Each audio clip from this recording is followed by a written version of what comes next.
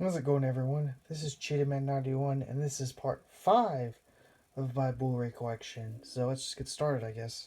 First off, here from 1964, we have The Train. This is actually based off of a true. I think this is based off of a true story. I think this is a World War II film. Yeah, this is basically what it is. This is about this. I think it's inspired by a true story. This is about this German officer who takes these paintings from France and like puts them on this train.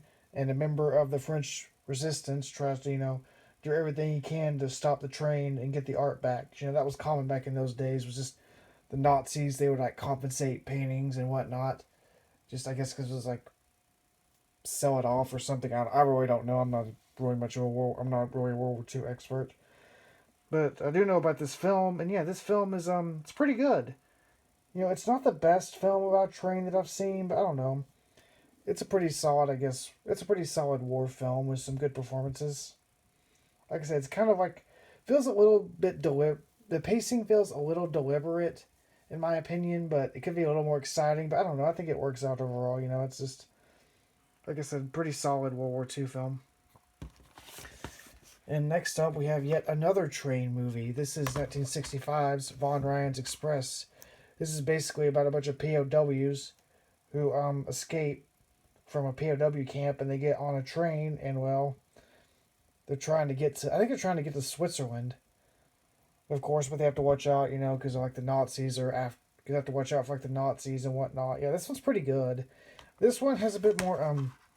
This one's more, in my opinion, a bit more exciting than the train. I don't know, because it's kind of interesting. Because it's not just a train film. It sort of starts out like a your typical World War II, like I don't know, war movie, like The Great Escape or whatever, and then it like transitions to them like being on the train or whatever. I don't know. Like I said, I thought this was better. Like I said, a pretty good World War II like adventure film. So if you like stuff like The Great Escape or The Guns of Navarone or stuff like that, you'll enjoy this one.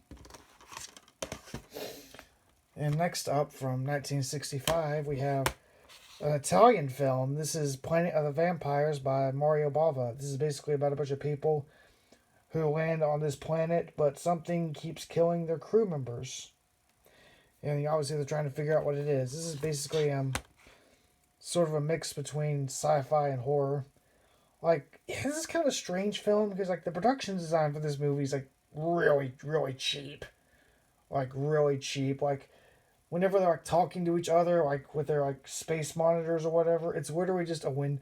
Literally, what they did was they just took a window, and the person they're talking to is just standing right behind it, like communicating or whatever. It's not like a lot of other films where they'll just composite the screen. Where they'll do like film like the footage of the other person talking and just composite it on the screen. You know what I'm talking about. Yeah, it looks kind of cheap. Yeah, and this film, is obviously very low budget, but I don't know. I thought it was a pretty good. I thought it was a good, sci-fi horror movie. Like I said, not the best I've seen, not the worst. Like apparently, this film was like an inspiration for Alien. You can sort of tell by some of the production design that was used for this movie. So yeah, like I said, check it out if you're into like 60s sci-fi. Just don't expect like the greatest thing ever. And I guess moving on, we have more science fiction. This is from 1966. This is Fahrenheit 451 by famed French director Francois Truffaut, which I think, if I'm not mistaken, this was actually his first English language film. Obviously, this is based off the Ray Bradbury novel of the same name. It's a dystopian novel about future where you have where firemen don't actually put out fires. Their job is to just burn books. That's sort of what this film's all about. It's about like a fireman who burn that doesn't actually burn the books. Like he'll like take them behind their back and just read from them and like read or whatever. I guess it's a pretty interesting film because like sort of shows what happens when you don't read. Like there's one part in the movie where like the guy's wife like gives him a razor for his birthday, and she doesn't know she doesn't know what the name of it is because she has no knowledge. I mean, you can't read, like her vocabulary is very limited. And like I said, I thought my vocabulary was limited, but yeah, after seeing this movie, like hell no, like all they do here is just instead of reading books, just watch, TV all day. Just like rots their brains away. Like I said, I enjoyed this film. It's just better. This is a pretty good example. This is a pretty good sci-fi movie. It doesn't really have too much in the way of special effects, but that's not what this is about. This is more about like, this is a more serious film. I mean, it's about like not having, like I said, not having the right to read. So yeah, definitely worth checking out, in my opinion. If you want something a little more serious and less blockbustery, I guess, or effects heavy. And then here we have another one from '66. This is The Fortune Cookie by Billy Wilder. This is basically about a cameraman for the NFL who accidentally gets hit.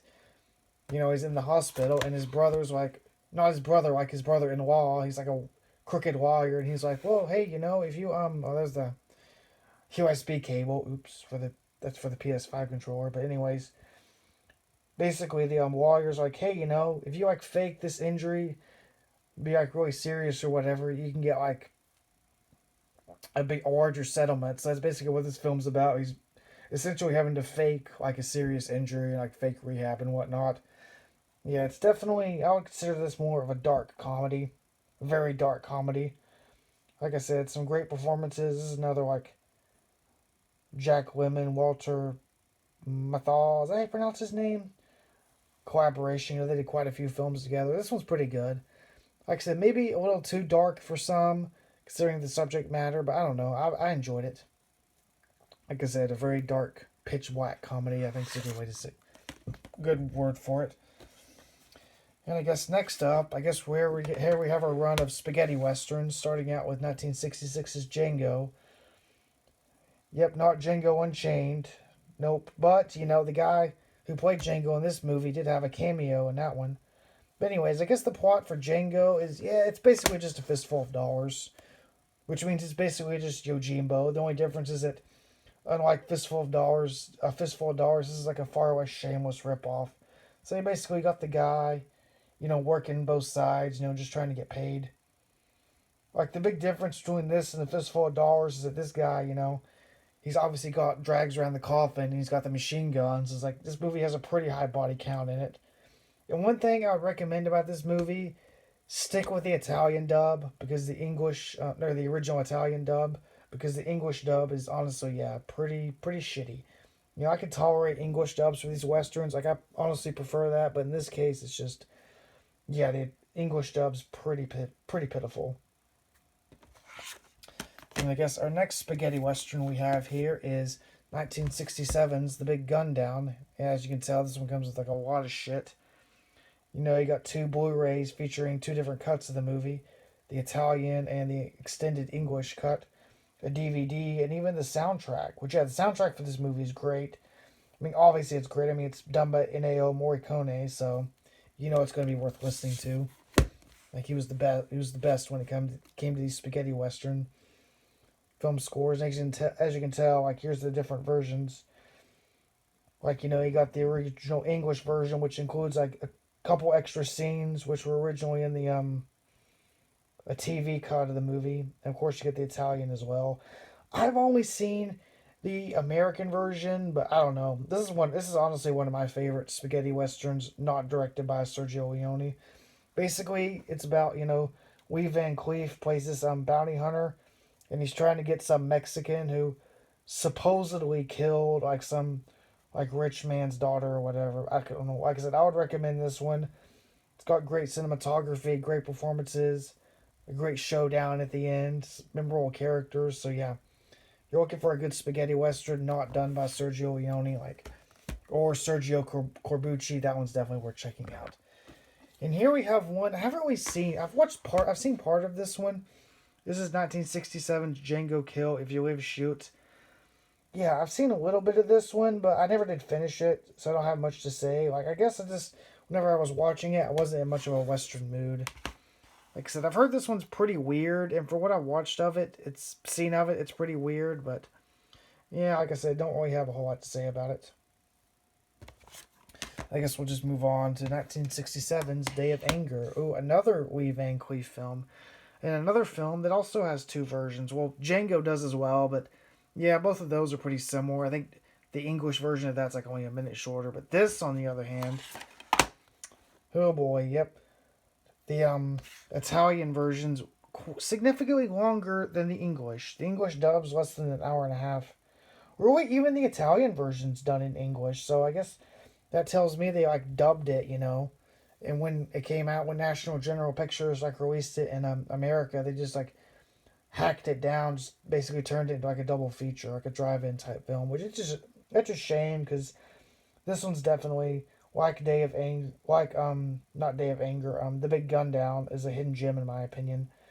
Anyways, this is basically about this street cleaner, like this guy who does all the shit work. Yeah, street cleaner, I guess says.